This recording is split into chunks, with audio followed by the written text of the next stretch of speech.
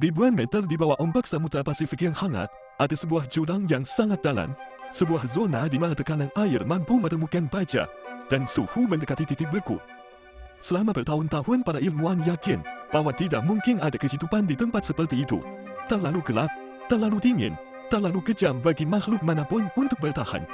Namun kenyataan justru berkata lain. Di kegelapan yang seharusnya kosong itu, ada sesuatu yang bergerak. Makhluk-makhluk aneh dengan bentuk yang sulit dipercaya, hidup dan berkembang seolah dunia ekstrim itu adalah rumah mereka. Bagaimana mungkin mereka bertahan? Dari mana mereka mendapatkan energi? Dan bagaimana manusia bisa mencapai sana dengan aman? Dan disinilah letak paradoks terbesar umat manusia. Kita telah menjelajahi ruang angkasa hingga ribuan kilometer jauhnya. Kita telah mengirim wahana ke bulan, Mars, bahkan menuju tepi tata surya. Tetapi kedalaman lautan kita sendiri masih nyaris tak tersentuh. Titik terdalam bumi yang jaraknya hanya beberapa jam dari daratan terdekat baru dikunjungi oleh sangat sedikit manusia. Semakin dalam kita menyelam, semakin besar rasa penasaran yang muncul. Inilah kisah pencarian dan penemuan di tempat paling misterius di planet kita.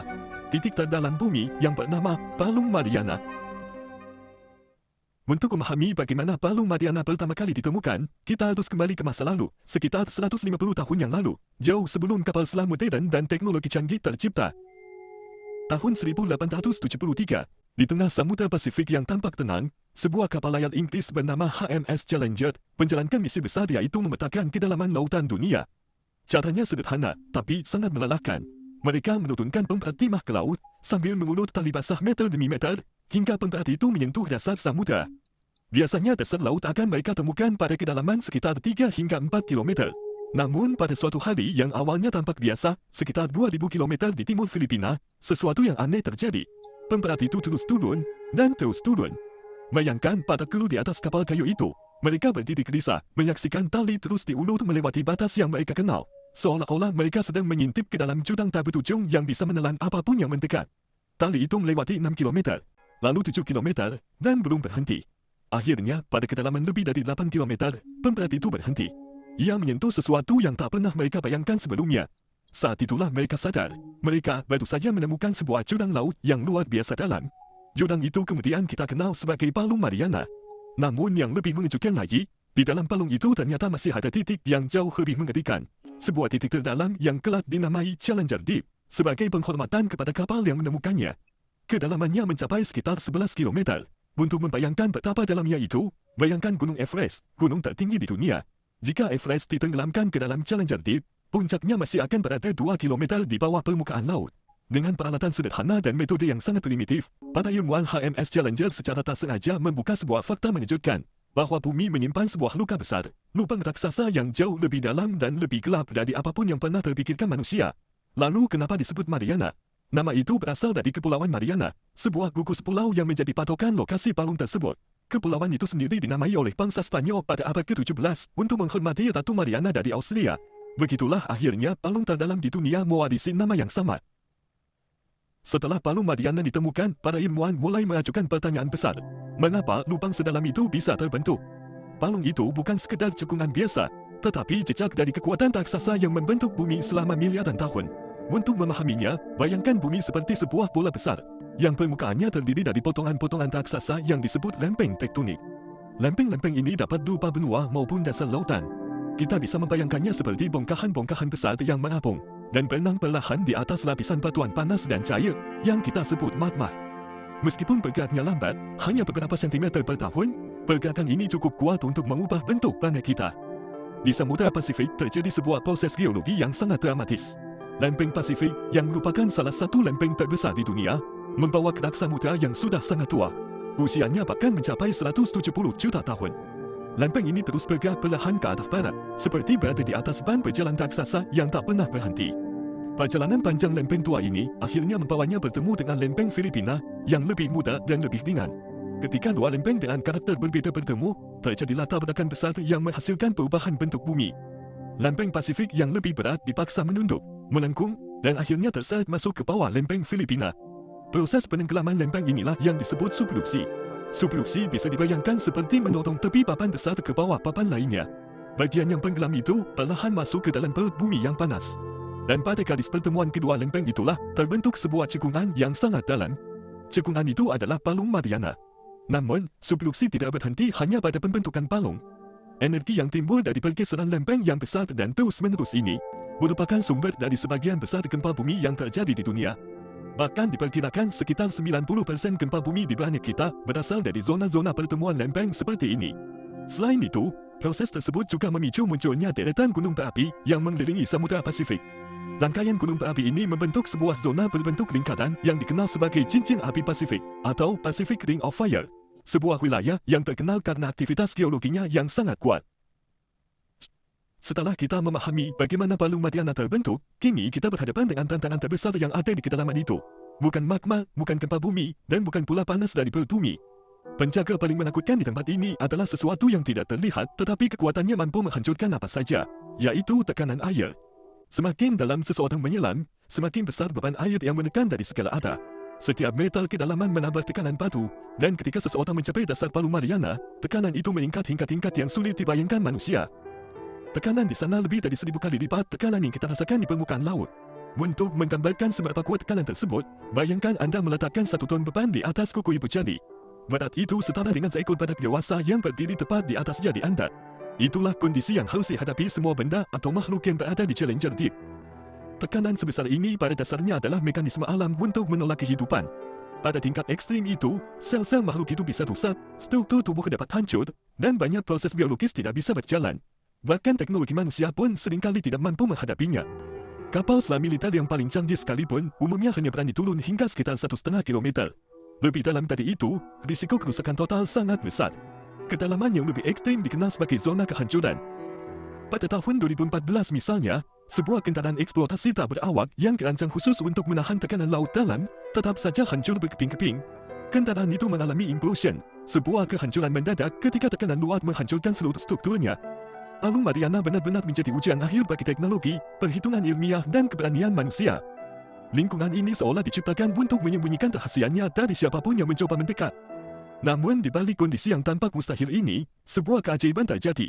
Di tengah tekanan yang mampu menemukan baja dan menghancurkan kehidupan, ternyata ada makhluk-makhluk yang mampu bertahan, hidup dan bahkan berkembang.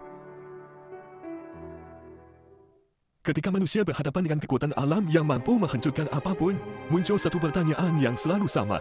Apakah batas ini bisa kita lampaui? Jawabannya muncul pada tahun 1960 melalui sebuah ekspedisi yang pada masanya dianggap hampir mustahil, bahkan nekat. Di tengah ketakutan masyarakat tentang makhluk laut raksasa dan misteri jurang samudera, 2 orang memutuskan untuk melakukan hal yang tidak terpikirkan. Mereka adalah Letnan Don Walsh dari Angkatan Laut Amerika Serikat dan Jack Pickard, seorang ahli kelautan asal Swiss. Keduanya memilih turun ke tempat terdalam di bumi, ke jantung palung Mariana. Kendaraan yang mereka gunakan bernama Trieste, sebuah kapal selam kecil dengan desain yang sangat unik. Badannya mirip bola baja raksasa, seperti bom besar yang dilengkapi ruang tekan mini di bagian bawah. Kapsul kecil itu adalah satu-satunya ruang aman bagi ketua penjelajah, sementara bagian lainnya hanyalah struktur yang harus menahan tekanan luar biasa dari laut dalam. Perjalanan mereka menuju dasar memakan waktu hampir 5 jam. Setiap menit terasa seperti pertaruhan hidup dan mati. Ketika Trieste memasuki kedalaman sekitar 9 km, terdengar suara dentuman keras dari lambung kapal. Suara itu bukan sekadar bunyi pelat yang bergetar, tetapi pecahnya salah satu jendela bagian luar yang tebal. Mereka sadar bahwa sedikit saja kesalahan terjadi, Trieste bisa remuk dalam sekejap. Namun mereka tetap melanjutkan turun.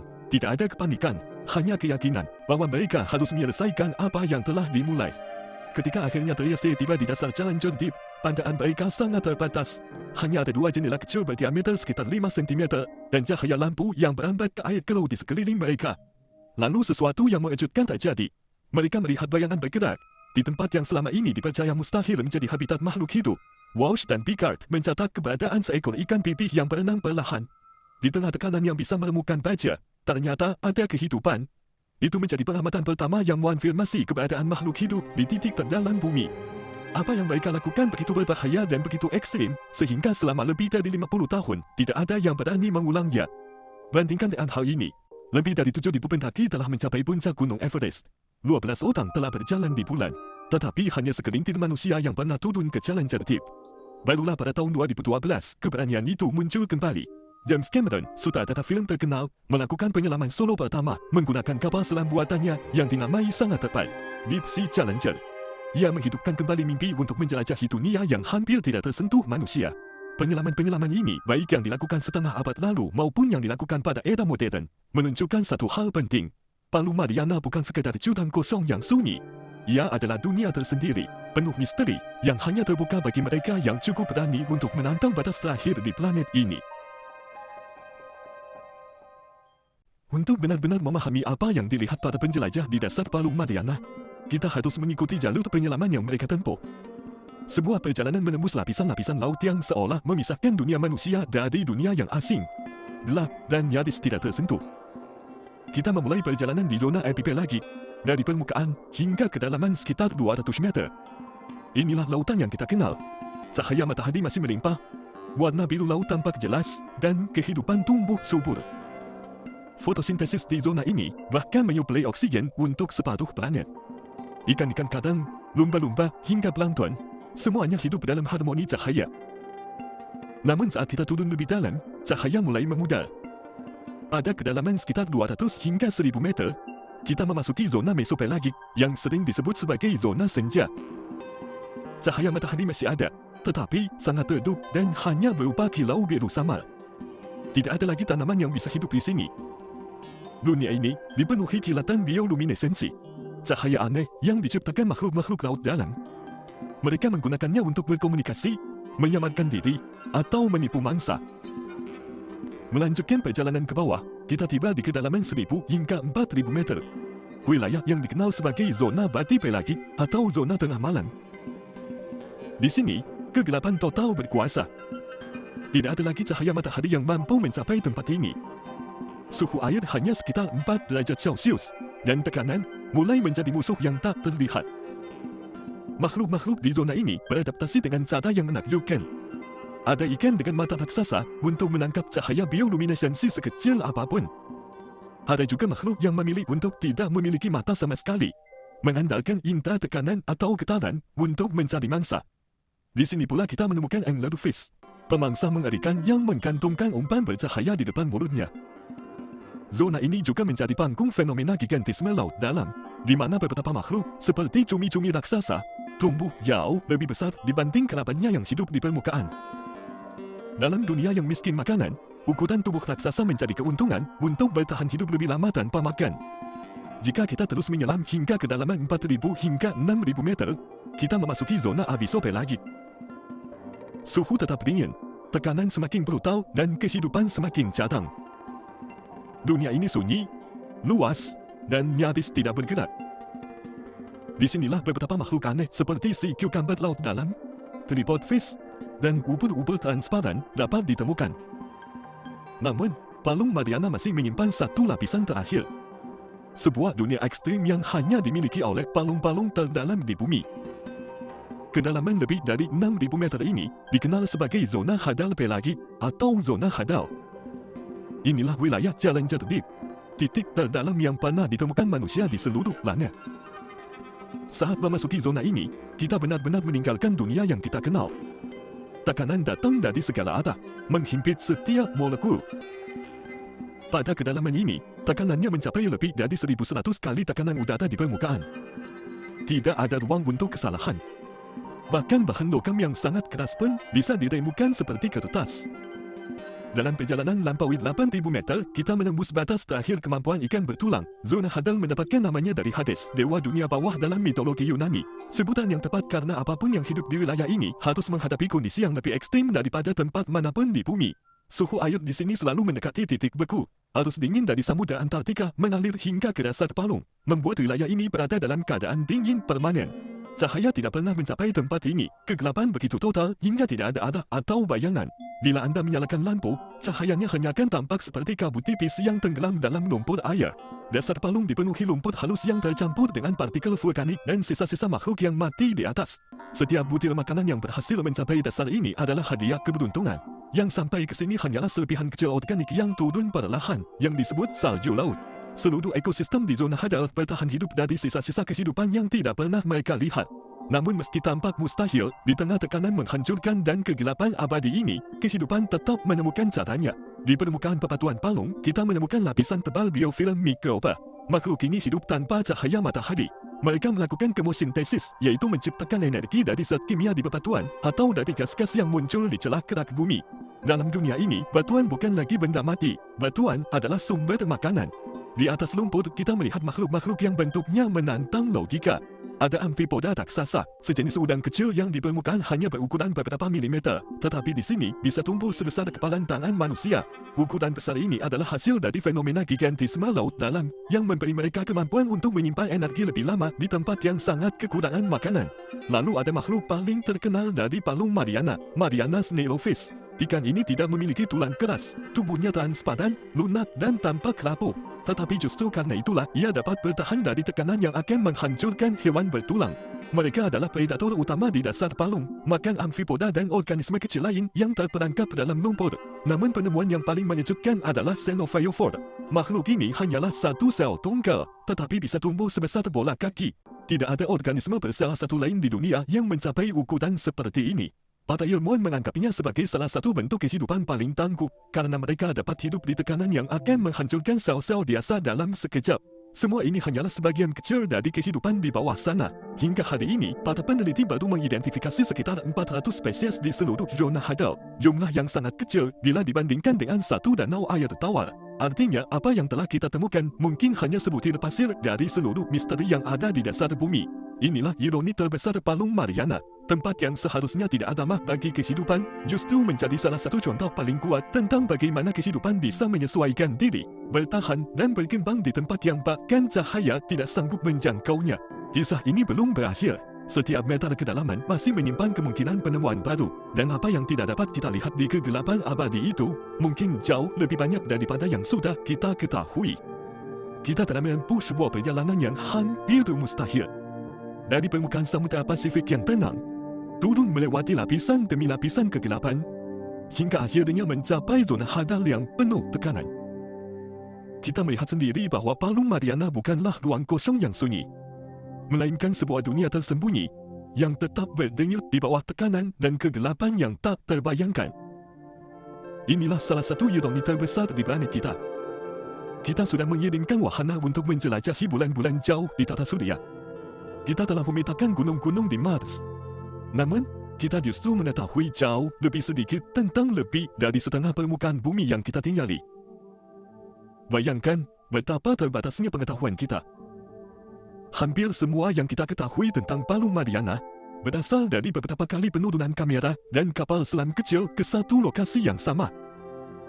Itu ibarat mencoba memahami seluruh keanekaragaman Grand Canyon hanya dengan melemparkan sekeranjang makanan di malam hari, lalu menebak-nebak dari suara yang terdengar.